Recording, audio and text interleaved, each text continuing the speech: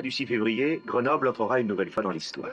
Proclame l'ouverture des 10e Jeux olympiques d'hiver de Grenoble. Aujourd'hui, c'est le grand jour.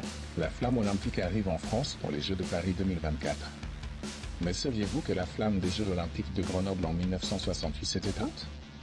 Oui, vous avez bien entendu. C'était un moment historique, dans le mauvais sens du terme. Alors, habitants de Grenoble, vous êtes prêts pour cette histoire? Les Jeux olympiques de Grenoble en 1968 furent une grande fierté pour la France. C'était la première fois que la France accueillait les Jeux d'hiver.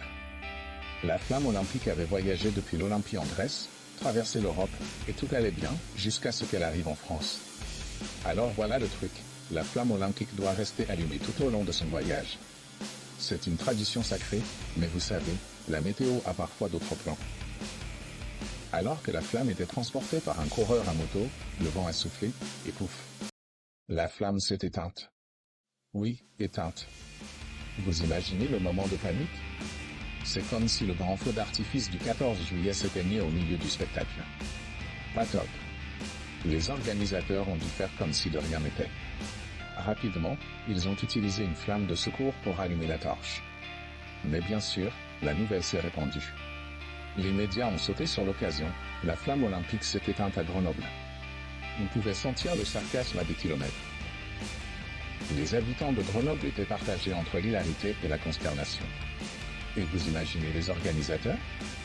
Ils devaient être comme chut, ne dites à personne que ça s'est éteint, d'accord? Mais bon, tout est bien qui finit bien. La flamme a été rallumée, et les Jeux olympiques de Grenoble ont été un succès. Personne n'a vraiment voulu en parler après ça, sauf nous, parce que c'est juste trop drôle. Alors, les narvalos de Grenoble, et tous les autres, abonnez-vous à notre chaîne pour ne pas manquer nos prochaines histoires folles de l'histoire de France.